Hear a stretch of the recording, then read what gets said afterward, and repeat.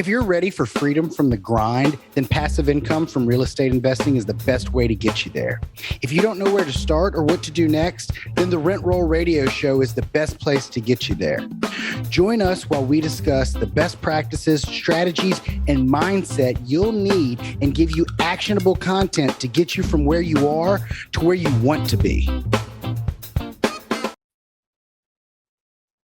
Hey, Rent Roll Radio listeners, as always, I'm your host, Sterling Chapman. Today, we are joined with Pranay Parikh. Did I say that right? Yeah, Pranay Parikh. Ascent Equity Group. Pranay, thank you so much for joining us and welcome to the show. Yeah, thank you so much for the opportunity. So can you tell us a little bit about your background and your story and kind of how you got started in real estate and what you're doing today? Yeah, so I'm by trade a medical doctor. I went through med school, did residency, still practice medicine. But however, when I graduated, I knew what I did with my money was very important. You know, I had a decent salary, I paid off my loans and all that stuff, but I had a small chunk of money, not a ton after I paid off my loans, but it was important what I did with it and for it to grow, to really live the lifestyle that I wanted. You know, even though I made a high salary as a doctor, I was still trading time for money. You know, it doesn't matter how much money you make. It's still, you know, a 1-1, you know, one input of time and one input of salary. So I looked around. I didn't want to go into the stock market. I did a little bit in retirement accounts, but I knew I wanted something where I had control. And I bought real estate. So I bought my first 4-unit. And very quickly, I realized I don't want control, you know? Yeah. Where are you, by the way? Where are you located? Yeah, so I'm in Los Angeles. Yeah, so I did residency and practice in Los Angeles, and I bought my first property in Long Beach. You know, it's one of the few kind of beachfront areas that's affordable. And I was like, okay, this is great. I had that high after buying my first property, and I was like thinking I'd buy one a year, right? And then maybe in 10 years I'd be able to retire because I'd have a big enough portfolio. And if I did that, it probably would have been successful, but I realized, especially in Los Angeles, it just took so much time and effort to first find a property, negotiate, look at them, and then run it, that I could have invested a ton in something else. And that's when I found passive real estate. And I realized that I could have someone else do a majority of the work, but still get, you know, 97% of the benefits. Sure. Absolutely. So where'd you go from there? Yeah. So somehow, and then I looked for the type of passive investments that I wanted, a company that did all the things I wanted. And I realized there wasn't one like that. So we first created a course that taught doctors how to invest in real estate. You know, not that we're any different. It's just we wanted it to be from a doctor's standpoint, because most real estate is taught from, you know, you got to bootstrap, or, you know, where you're time rich, but money poor. We're the opposite. We're not rich, but we have enough resources to put in, but we're very time poor. So this is how to kind of scale up. And after we taught thousands of people how to invest, people came to us and they're like, yeah, you know, we want to invest in you guys. We saw your course. We understand how you think. And so we started really a full service private equity company. We call it bespoke because we do everything. We find the deals, we partner with operators, we negotiate for the best terms. And most importantly, this is a piece that's missing from most other types of groups that like us. We have a full asset management team. So we can take over the property if need be. But because we're not focusing on the day-to-day, we're really able to maximize profit, really look at the profit and loss, really talk to the property management, look at big picture, how can we maximize the profit and get the best return for our investors? Awesome. Can you tell us a little bit about, you know, how long you've been doing that, and then how much you have, I mean, how many assets you've invested, and just a little rundown of your portfolio? Yeah. So we've been teaching about passive real estate for 7-8 years. Like I said, we have thousands of people go through our course, and we have another company which does marketing. And so a lot of times we would work with syndicators for funds, and through that we've raised tens of millions of dollars. But people have gone directly to them. But our kind of bespoke full service company, Ascent Equity Group, that's been going for about 2.5 years. And we've grown pretty quick. We have $200 million assets under management. And those are ones that we own fully. So we're the only money in the deal other than the skin in the game from the sponsor. And then we have a handful of investments in funds and all that. If you include everything, including the LP, not the GP, including the LP, it's about $1 billion. But full GP, full major decision rights, all that good stuff is about 200 million in about 16 months. That's awesome. How many people is in your group? Yeah, we actually so we were just us 3 founders for the longest time. But now we have about 6. So we're growing. We have director of investor relations, project manager. We just hired a social media person. So we try to really stay lean. And what I tell a lot of people is that, all of us are doctors, and we're able to really keep the process and the business as lean as possible, so that we're really maximizing profit. Yeah. So something interesting about your story. So we have a similar, we raise capital for apartment syndication projects as well. So a lot of obviously not as niche down as you are with the doctor community. And every time I see that type of niche down in that individual community like that, I see people just flourish, So congrats for everything you're doing. But what my question about your story is, it sounds like you started the education first and then evolved into the private equity on the back end. Most of the people I see, and what I've been tempted, the path I've been tempted to follow, is they start with the private equity and they go, well, how can I drive traffic to my website and my drip campaigns? How can I expose my brand? And often it is through education. So, some folks just want to be gurus and go start an education to get paid. But a lot of folks focus on education to truly educate and funnel investors, or I've also seen education from a perspective of, we want to train people to go out and find deals for us, and then they'll come back and partner with us. You see a lot of guys doing that. So what was your model in the early days, and what was your motivation behind the early education? Yeah. So, in residency, in medical school, a lot of times the person that you learn the most from is your colleague, someone that's just, they had just taken the class that you're about to take. They're a slight bit ahead of you. And we thought the same thing. So my partner actually started Passive Income MD, which is a brand that's focused on education. It was a blog, podcast. We've done conferences, and we created a course, and we didn't have an ulterior motive, nowhere to funnel people, nothing like that. We just wanted to create something of value that teaches people. And we charged for it, right? So it's not the Facebook model, give it away for free and you're the customer, right? Or you're the product. No, sure. We made people pay for it, and we gave them enough value, 10x of that. A lot of times when you do it the other way, which is probably the more common way, people are smart, especially these days. How many times a day do you get your email? Hey, I just want a free call, or here's this PDF. It's for free, and when it's just thinly veiled marketing, right? Sure. So we created an audience, and everything is just so much easier when you create an audience, right? When you're providing all this value.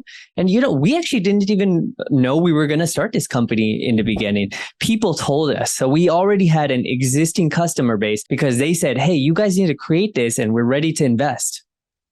Awesome. So if you don't mind me asking, I'm just curious, how much was your initial course? I would imagine it's a premium product selling it to doctors. Definitely. So we made well over 7 figures on it. It's the funny thing is, people in general always undervalue themselves, undervalue their time, undervalue their experience, right? I have no doubt that any of your audience could start a course, right? Because they have these skills, which they think is secondhand to them, second nature, but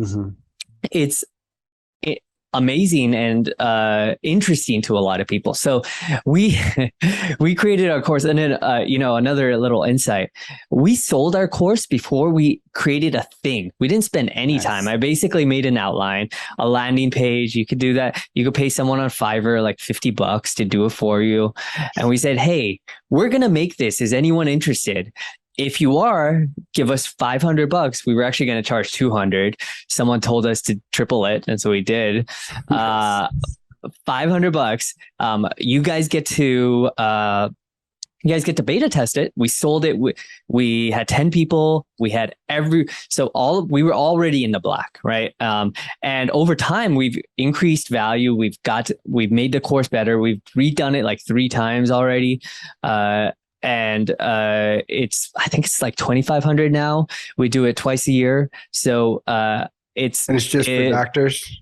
No. So it's marketed towards the doctors because that's our niche. But we have a ton of dentists, pharmacists, lawyers take it. And we have actually a pretty good dentist audience as well. But yeah, we talk to everyone, and we try to be very open, but really focused. Most people are like, if it's good in front of the doctor, it's good enough for us. So even though we're pretty niche down, it hasn't hurt us, we don't think. What is, I always hear it's so counterintuitive, right?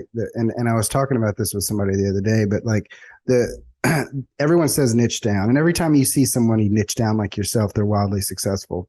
But when you're coming coming into marketing, you really want to cast a wide net. And I'm not saying like that's the right thing to do. I'm just saying that's what your gut tells you to do. Like, I want to cast a wide net because I don't want to miss all these people. But to your point, hey, if it's good enough for a doctor, it's good enough for me.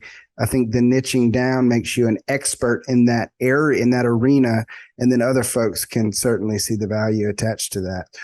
If you don't mind me asking, what is the content in your course around? Are you teaching them how to be a good passive investor and how to vet operators, or is it like ABCs of real estate and this is why it's valuable? What does the content or the curriculum look like? Yeah. So we have 4 weeks and probably about 5 hours of content. That's plus tens of hours of bonus content. But I find that a lot of people, when they think of a premium product, they think of, okay, I got to film 20 to 40 hours. If I saw something for 20 hours, I think that's a waste of my time. Yeah. Yeah. And we're always trying to think of what can we remove? What can we combine? What can we merge? What can we remove? Because we want this to be as high yield as possible. So content wise, 4 weeks. So first week focuses on definitions, right? Because we assume you don't know anything about real estate. And there was concern that people wouldn't find value if they knew a little bit of real estate, but that's what the bonus stuff is for. So they can, if they know a little bit about real estate, they can skip all that. And number 2 for the first week is mindset, right? You have to believe that you're able to learn real estate. And you'd be surprised at how many doctors come to me and say, hey, Pranay, I'm just a doctor. Can I learn real estate? Can I do entrepreneurship? Can I start a podcast? Right. But you've been through grueling med school, and I think most people, their limiting factors themselves, not just doctors, for everyone. And second week is the most important week. Sponsors. How do you find a sponsor? How do you vet them? How do you talk to them? What are the top 10 questions to ask?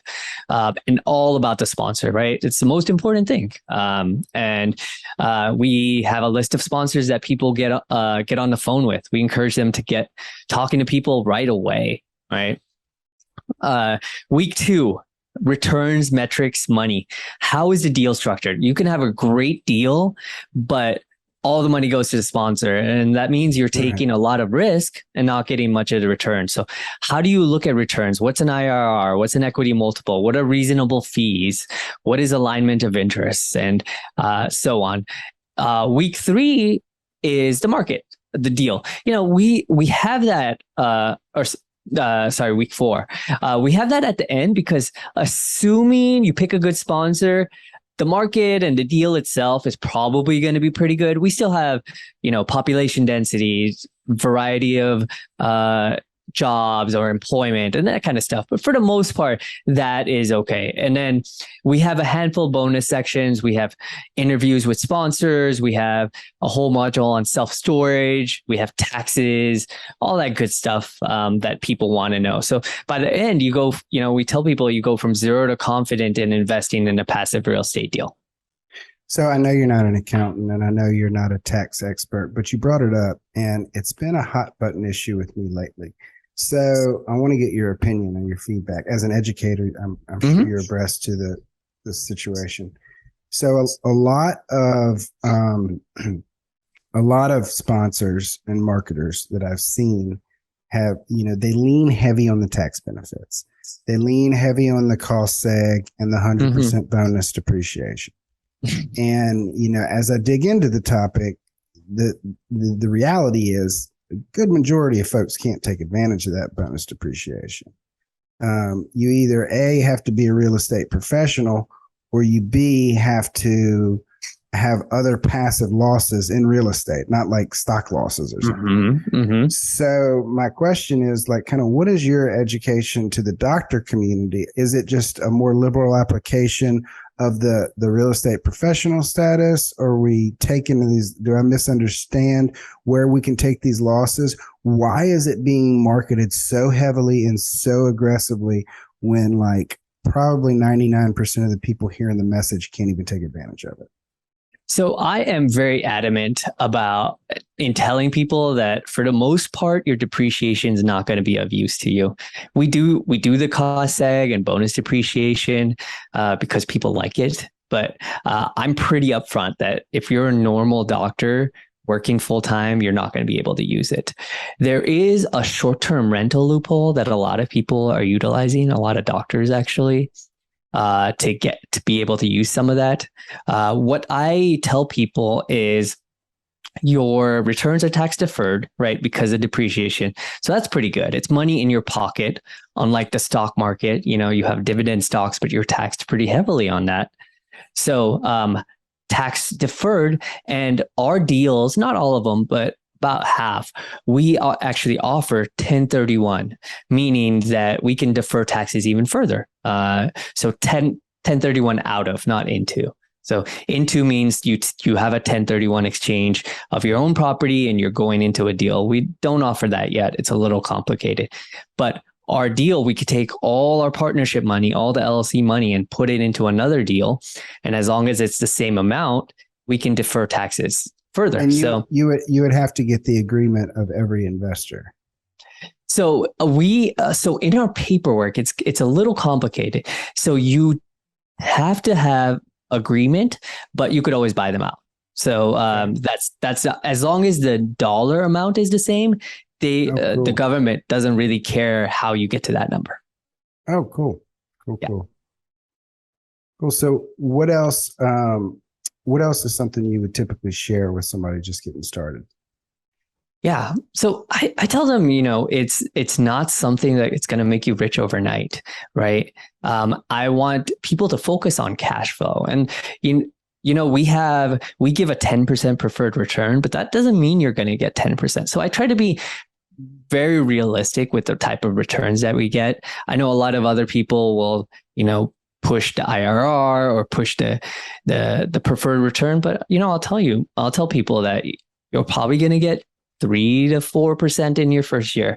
And that cash on cash is actually dropping.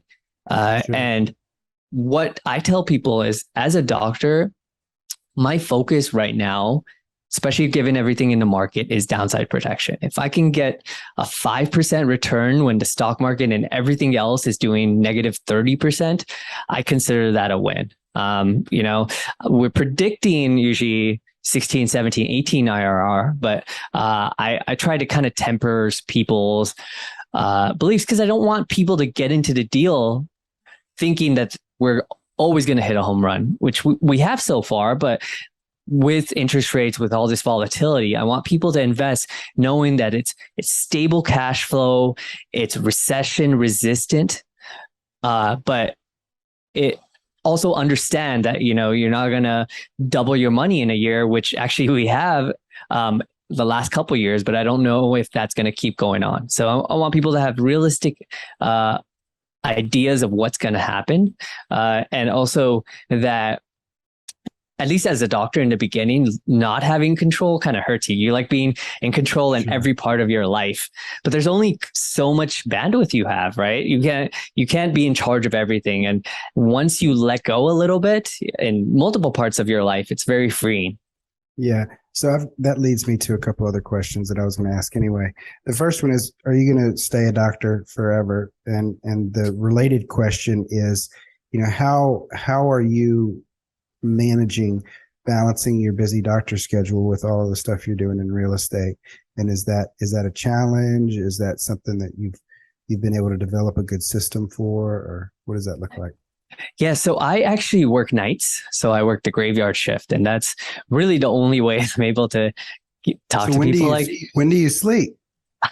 Yeah, you wouldn't be surprised. I get this question every day. So I sleep between 1 to 2 a.m. and about 6 a.m. And then I leave the hospital, I go home, and I sleep from about 7 to 11 or so a.m. So it's kind of diphasic, which, you can make an argument that's probably more used to what we used to do back when we lived on the prairie and had to do hunting and stuff.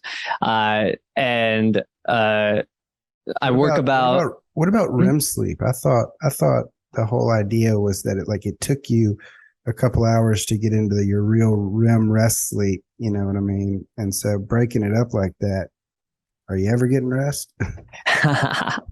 Yeah. And so you're right. And I've been cutting down. So I'm at about 0.8 full time. I'll probably go down to about half or so by the end of the year. But I like medicine. So it's a choice that I keep practicing as much as I do.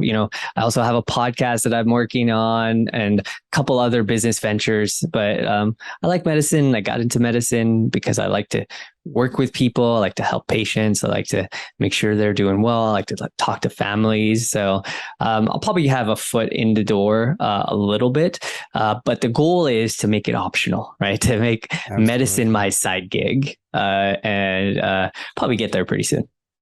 That's hilarious. What do your parents think about that?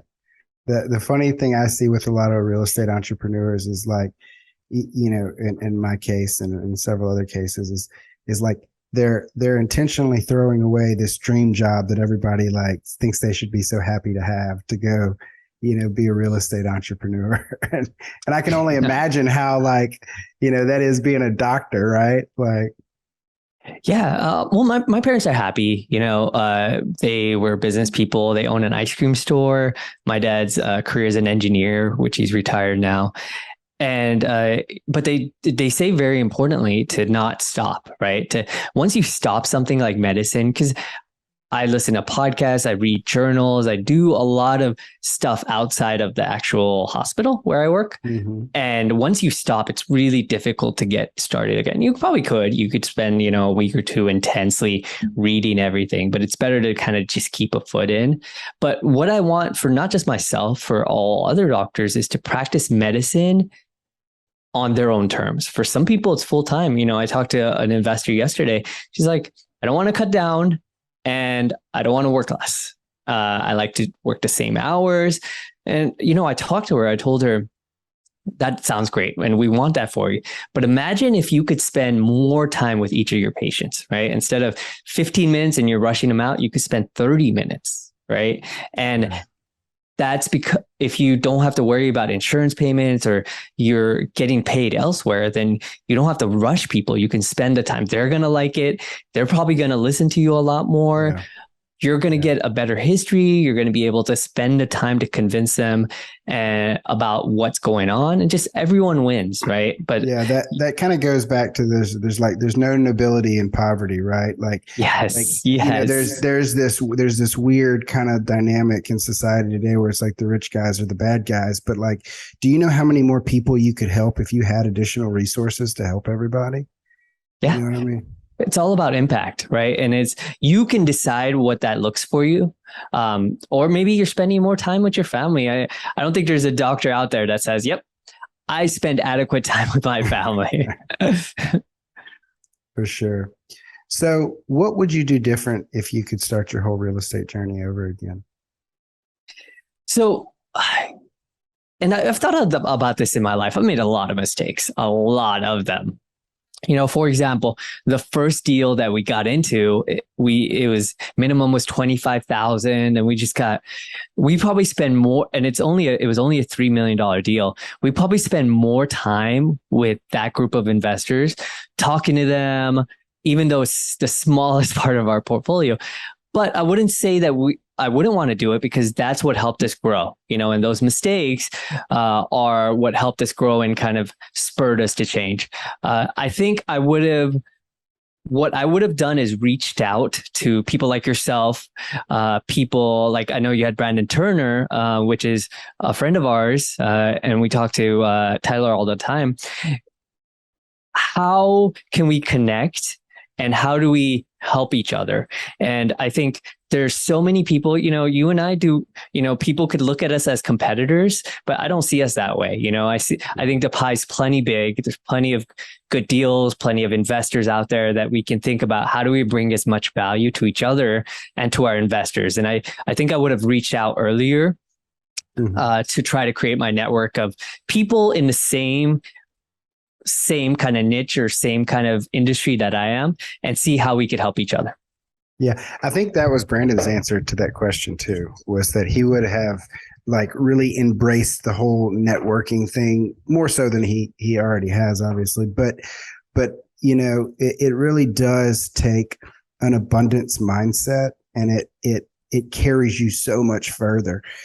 I know I'm real fond of this notion that there's some people that I knew when I started investing in real estate that were at a certain level. And when they negotiate with somebody else, they think what makes them a good business person is being a shrewd negotiator, and they try to get every penny out of the deal to the point where nobody wants to work with them anymore.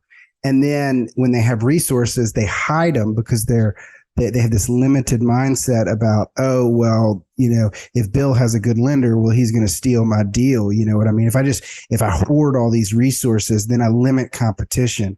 And they never leveled up because they didn't embrace that abundance mindset where it's help as many people as you possibly can. And it always comes back tenfold. I said that when I started my meetup here in town. I'm in the single family business as well as the large multifamily business. So I flip a bunch of houses. I have a bunch of single family rentals, and I get them all from wholesalers. And so some of those other folks with the limited mindset would have said, oh no, you can't meet my wholesaler. The wholesaler is going to send the deal out. And if you know about it, then you're my competition. Every month I invite every single wholesaler I know into a room with every single cash buyer, every single one of my friends that wants to be a cash buyer. And I bring them all together and say, trade numbers. And so, in theory, what I'm doing is I'm just basically giving all of my resources to all my competition. And since then, my business has 10x. It's just come back tenfold because I'm trying to help everybody that I come in contact with, and just out of reciprocity, they always want to, include me first. So that's very, I say all the time, the network is the biggest part of this business for sure. We actually have two students, a husband and wife of ours, that started their own syndication company. I just met them, just found out about it, and it was awesome. I'm super happy. I was like, once you guys grow, let me know. I'll give you guys the resources that we use to take it to the next level. They raised a couple million. And I was like, yeah, if you want to get to 5 to 10, let me know. I'm happy to give you all, or maybe we can partner on a deal together. And, I'm ecstatic for them that they were able to build that from our course, because our course is really the basics. It tells you most of everything you need to know about syndications, but it doesn't give you the framework to be a syndicator yourself. So, they figured out a lot of that on their own, which is awesome. I'm super happy for them, and they're doctors as well. So I think there's there's a lot of room in the world to do what we do. I mean, it's real estate. It's not serious. We always looking for people to partner with, to collaborate, or if there's a deal that's not good for us, or maybe we've done this in the past. Someone sent us two deals, and we picked one of them, and they were like, "Hey, could you help us market this second one?" We're like, "Yeah, sure." Even though it hurt, it might have hurt our raise a little bit. We're like, yeah, whatever. Like, we want to help them because they sent us one of the deals. So awesome. I love hearing it. Real quick, out of the sake of time, I want to hop to our radio round. It's just 3 quick questions to help our listeners get to understand you a little bit better. So the first one is, what's your favorite book? Yeah. So my favorite book is probably The One Thing by Gary Keller. It's Gary Keller. Jay Papasan. Yeah. Yeah. And I'll be honest, like I haven't read the whole thing. I probably read, I don't know, a third or 50 pages, but just getting hit over the head about focusing on one thing, you're like, yeah, this is okay. By the 100th time, you're like, okay, let me try this, Yeah. And it's successful, right? We just suck at multitasking from moving from thing to thing. Absolutely. I love that book. What's your favorite quote? This one's hard. I read this recently about Steve Jobs, and I'm going to butcher the quote, but sure. It's all about focusing, right? And it's not really what you say yes to, it's about what you say no to, and that the most important thing is saying no to good things, right? Yeah. Anyone could say no to a bad thing. To make room for great things. Yeah. And Apple really exemplified that whole concept, right? When Jobs came back, after he was kicked out of Apple, went to Pixar, and he came back, the first thing he did was he eliminated 80% of the product portfolio. He goes, all right, we're going to stop doing most stuff, and we're just going to focus on doing these, handful of items and doing them really, really well. And there is another quote around some excellence is about saying no to good things to focus on great things. I forget who said it or how exactly it goes, but that's very true. And it's so true in real estate when we get the shiny red ball syndrome, ooh, I want a short-term rental. Ooh, I want to invest in, self-storage facilities. Ooh, I want a mobile home park. Ooh, you know what I mean? And they're all great things, right? Mm-hmm. But they distract you from your core competencies. Yeah, exactly. And that's what a lot of people are begging us to do other stuff, but we're like, no, we do value add, class B, multifamily in low tax to no tax states. And that's what we've been doing for years.